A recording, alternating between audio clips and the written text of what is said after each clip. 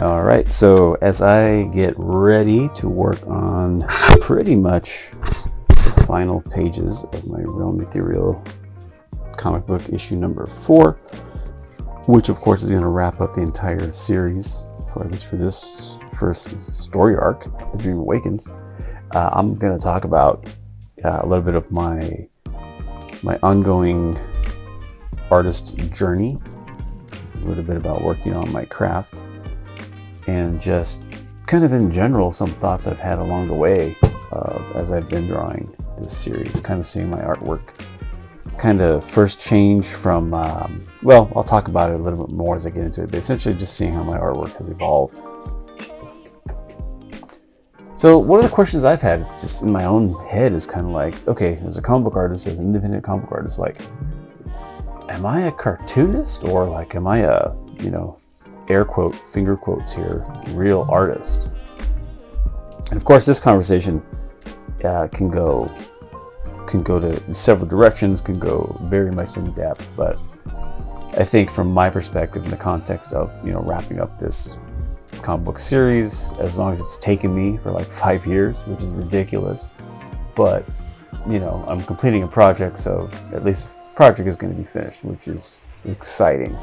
But essentially, this kind of like this debate surrounding the role and identity of comic book artists can be complex. Like,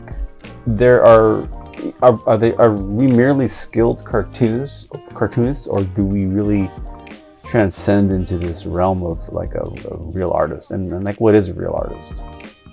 I mean, I think for a long time people, like the general and public, have probably never thought much more than comics as being just entertainment for kids. But as we all know, since the advent of the word graphic novel, and as it applies to comic books in general, there's been a much more larger explosion of comic books and people's awareness and to some degree acceptance.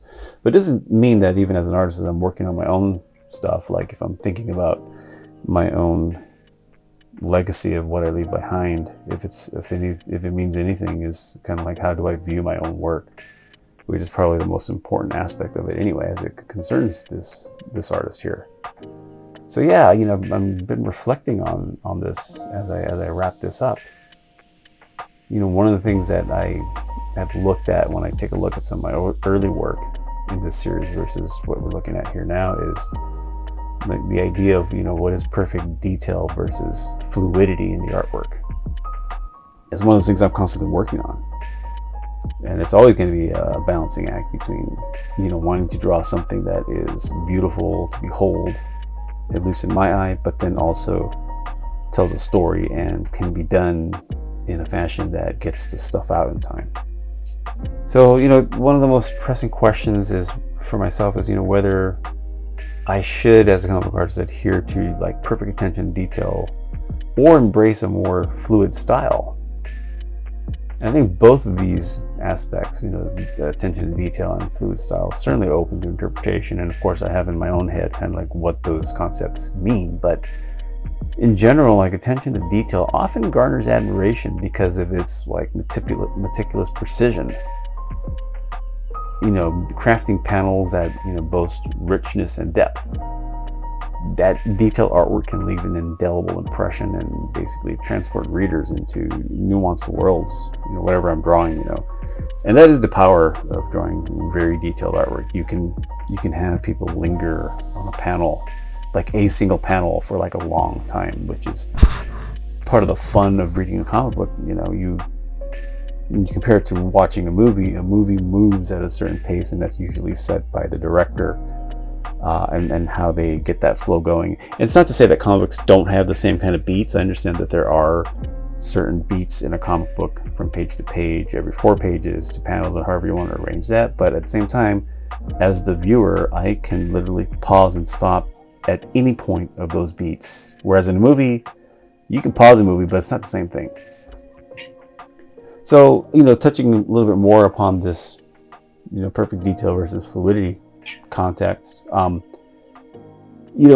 fluidity in drawing comics introduces a sense of motion and spontaneity, which can be particularly effective for action sequences or even like emotional scenes. Fluidity doesn't necessarily negate artistry. I think it embodies a different form of communication that can make stories feel lively and engaging, something I strive for in my own work. And the balance between both approaches is essential, really, in determining whether an artist leans more towards a traditional style versus like kind of like the cartoonist type of style. So then with that, along with thinking about like how I actually draw and how I render stuff, it's kind of like the next thing I've always had to work on is like the storytelling aspect versus like flashy splash pages. And I'm going to say I'm a little bit guilty of that in the last few pages here. Part of it is because I wanted to kind of create more of like a sense of like a kind of like a cinematic type feel, but part of it too was like if I was doing double page spreads, I was also killing two birds with one stone, I guess is what that would be, knocking out 2 pages at the same time. But anyway, this whole concept of storytelling with this flashy splash pages, it's another dimension to consider, in the balance between storytelling and the allure of those flashy splash pages. So while the intricate and vibrant splash pages captivate audiences and showcase an artist's technical prowess, storytelling remains the backbone of comic books. I constantly have to remind myself of that. A narrative told without support of compelling art may falter. However, art without a strong storyline risks being superficial. So the ability to merge both elements is, I think, what distinguishes profound work in the comic book world. Whether an artist focuses on grand set pieces or the subtlety of storytelling can influence how their work and their audience view their craft. After looking at these first two bullet points, if you will, the drawing with detail versus fluidity and storytelling versus splash pages, comes another key bullet point, and I've come to realize in my own process here, is basically that of the complex styles versus simplified dynamics. So the complexity of style also challenges comic artists to examine whether to dedicate time to intricate designs or opt for simplified yet dynamic artistry.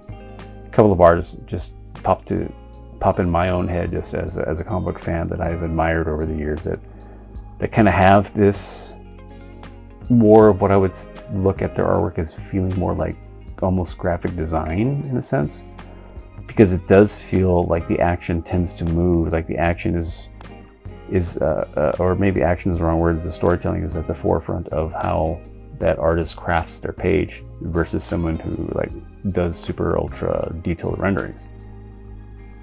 But anyway, the complexity of these styles, they're detailed and labor intensive styles can be impressive and museum worthy, but like they might be impractical, given the tight deadlines that often are part of either being part of production line and creating a comic, or just even if you're like an indie creator myself that does everything, every aspect of how I craft the work, what I do in the penciling to the inking to the coloring to the lettering, if I'm take longer time doing one aspect versus another, and if I'm not shoring it up over here with this or that, it all adds to how much time it takes to produce a single page, which multiply that over multiple pages, you get the picture of like how long it takes to create a book. So all these things, when I say I think about it, I'm thinking of ways of how to make the work read better, how I can be a better artist, because everyone wants to, all us artists want to be known for our art, but at the same time, like you also want to get finished product out there. So for the most part, I think simplified styles can be equally powerful, lending a strong graphic punch that moves stories along efficiently. I think that approach offers the clarity and speed which are crucial for meeting deadlines, even if they're self-imposed or whether you are working for a publisher. That helps to maintain the narrative momentum. Ultimately, deciding which style to incorporate is going to impact how I view my own work, in the broader artistic spectrum. That always comes back to me at a certain point, like where's my artwork going to fit, like within the spectrum of artists out there. It truthfully is something I think about once I step away from the artwork and I look at everything from that 30,000 foot view overhead. And it's important to think about those things every now and then. But trying to, dwell on it for too long, then I don't think I'd get anything done. But again, it is good to take a step back and take a look at these things, because I think they provide perspective and can influence and shape how I move forward from here, always trying to improve. So, finally, on this kind of this self-imposed bullet list I've kind of come up for myself with this topic here is the artiste versus the deadline-driven style. So balancing the notion of being an artiste with adopting a deadline-driven style is a nuanced art in itself, I think. On the one hand, the pursuit of creating exquisite and beautiful work can achieve artistic accolades and deepen personal satisfaction. Let's face it, beautiful artwork on the internet might stop people from, has a good chance of stopping people from scrolling on their feed, right? And that's what we want. We want to, as artists, if we're trying to put our work out there, we want to put something that in one view people can look at it and stop them in their tracks, or at least stop them for a few seconds while they're scrolling on their phone, and maybe take a look, give a like, maybe even click to learn more. So on one side, the pursuit of creating that type of work, you look at it and you're like, yeah, that's what I want to do. But conversely, the deadline artist focuses on producing effective and clear visuals within restricted periods, and underscoring that pragmatic side of comic book creation, which is important to go beyond just a pinup and to actually, if you're a comic book artist, to create a product that can engage and draw people even more into your world. I mean, I for a time was working on becoming a fantasy artist and did a lot of one-off paintings, and found that, quite honestly, I kind of became bored of that.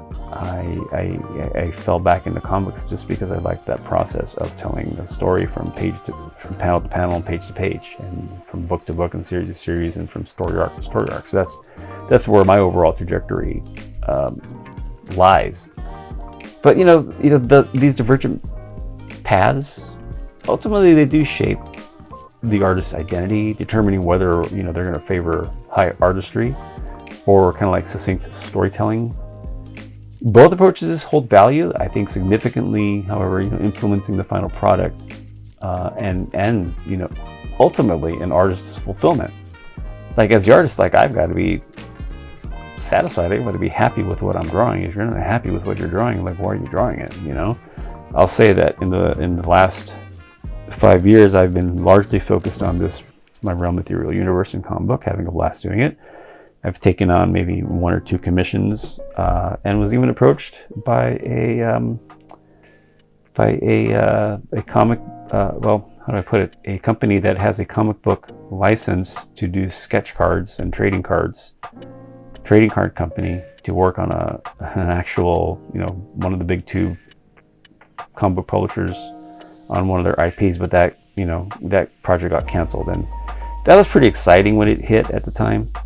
And I may have mentioned that or alluded to that in previous videos. If I haven't, and it's news to you, yeah, someone did actually reach out to me to work on an IP, which would have been cool at the time. And it's kind of like the unpopular kid being asked to join the uber powerful popular basketball team or something like that. I don't know. I'm not really an athlete, so maybe that's not the right comparison to draw. However, for a moment I felt like I finally got somewhere. But my comic book is what I am dedicated to and have the most passion for, and so that's why I'm continuing to do this, even if it makes not a lot of money or no money. But this is just what I'm going to do, because this is how I feel that is the best way for me to keep on working on crafting honing my craft to get this book out, but then also at the same time it keeps my skills sharp, so you never know what the future holds. So essentially, I gotta keep pushing forward with what I'm doing here, and I'm excited to wrap this series up and take somewhat of a small break before I publish it, and then collect everything into one trade paperback kind of thing. So for the most part, I think we comic book artists, at least myself, I inhabit a hybrid space between cartoonists and traditional artists, often embodying both roles with a certain finesse. And as as I drive narratives through vivid illustrations, the continuous reflection on artistry, spontaneity, and adherence to personal style becomes essential. Striking that balance between creating lavish artwork and progressing stories with clarity remains a critical undertaking for me. And that pursuit, again, ensures that my art is anything but stiff, hopefully, and is a challenge and motivation to nurture and refine my craft on an ongoing basis, really. Now, as I'm drawing these panels here, really is what they are. One of the things that I want to take a step back on is kind of reflecting on the artwork within my own series, because what's going to happen is, and I'm going to be able to see this, is when I put these these 4 issues together, I'm going to be able to see from the first page to the last page how much the artwork has changed. And that is one thing that with me kind of is one of my, I don't know if it's a thing I need to work on, but just kind of being consistent. And what is consistency over the past 5 years for my own work, from looking at, being inspired by Sergio Topi from the very first issue to eventually toward the last issue, actually kind of circling back to a perhaps more US-based publisher type style. I don't know. There's lots of styles, but to me it just seems like I'm getting a little more simplified with my work for the sake of efficiency, but also wanting to shift the work. But yeah, it's had me think about how I navigate my own craft, and especially within this own personal journey of my comic book, the Realm Ethereal. So pretty much, as I have navigated this odyssey of crafting my own Realm Ethereal comic book, I've looked at my art style and seen it evolve in different ways. So, what initially sparked my journey was that captivating work of Sergio Topi. Like, I stumbled upon this work, I found this hardcover book that just had, like, I think it was like the Arabian Nights or something like that. I don't recall exactly. I've got it somewhere here buried in my studio, but that artwork just floored me, and I wanted to attempt that style. And the easiest thing at the time was I was working on my iPad, and that's how I started doing it in Procreate. It was just so easy to do it, and so that's what got me into this phase of like a crazy amount of cross hatching, because that's initially what I saw in his work, and just the rendering, and it was so fun to just work on that without a care, because when you're working digitally, if you screw something up, it's so easy to just erase it or put a whiteout layer on top of it, or what have you. There's so many options to fix things digitally, right? But for the most part, that was the artwork that inspired the first issue and a half of this series. And so, the intricate work of Topi was like, it was very evocative of illustrations and inspired me to delve deeper into the world of like that kind of European comic book art style. But at the same time, like, my evolution has been influenced by both the digital frontier and a return to traditional methods, which I think ultimately steered me toward a balance that reflects probably more the demands of the US comic book publishing. Even though I'm an independent and I'm publishing my own, and I'm doing this part-time, I do try to have my own schedule, timelines, deadlines, but that is what it is. It's a challenge, right? Working part-time. But at the same time, again, I do have to look back at like the digital beginnings of this series and how it's transitioned back to traditional roots. And I think a lot of that has to do with the recent influx of AI art.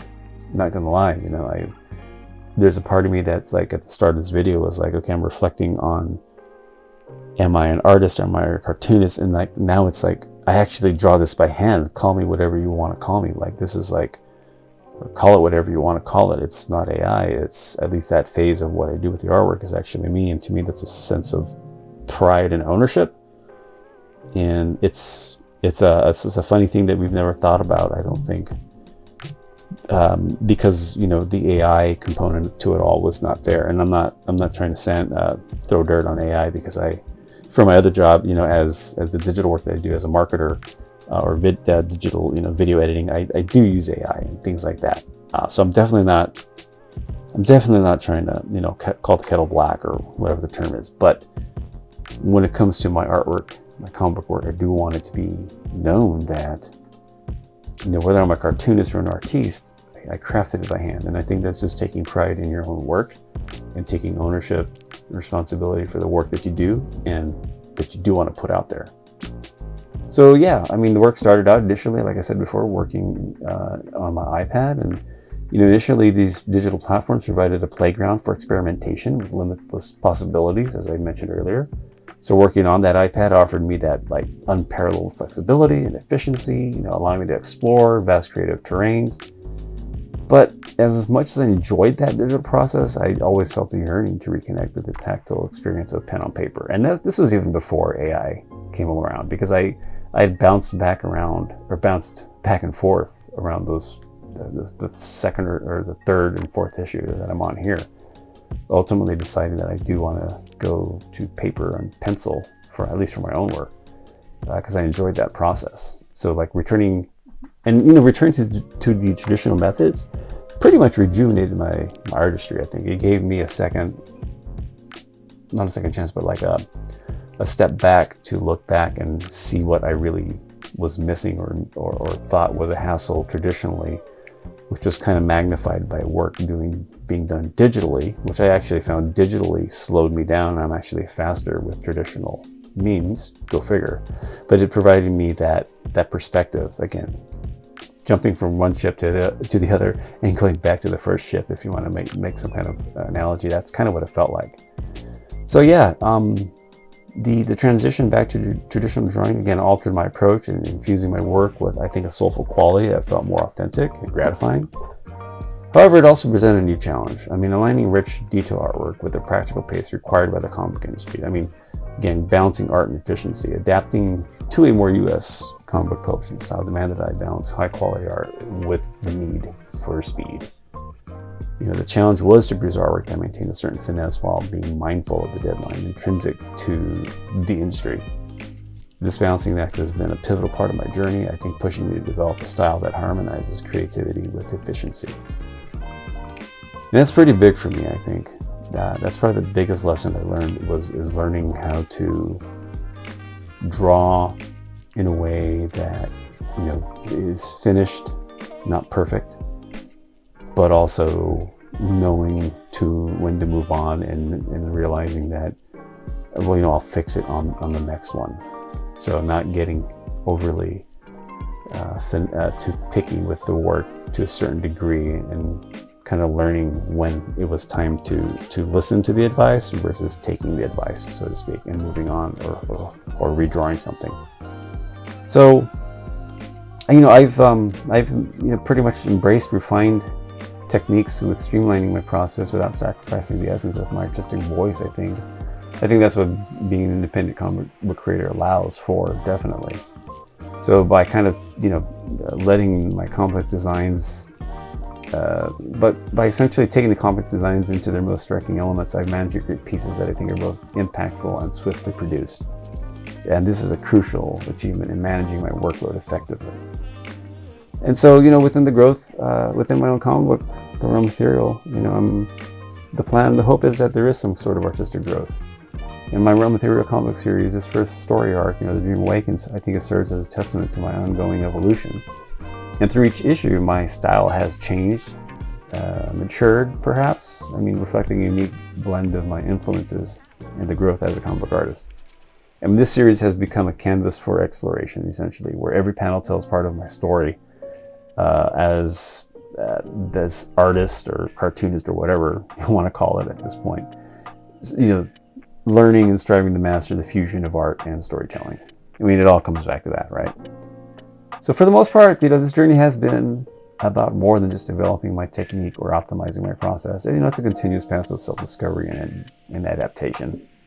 Bridging the divide between digital and traditional methods, while echoing inspirations like Sergio Topi has shaped a unique style that speaks to my personal and professional growth. As I continue to develop my Realm Ethereal comic series, I'm driven by the challenge of blending style with efficiency, ensuring that my art remains expressive, fluid, and hopefully ever evolving. And somewhere in there, I hope it is also entertaining. That is, of course, my greatest hope. But anyway, that's all I thought I'd talk about today in this video as I wrap this series up. If you liked this video, leave a like. If you're so inclined, comments would be great. And if you'd like to subscribe, that would be awesome. Thanks for watching. Have a great day or night. Catch you in the next video.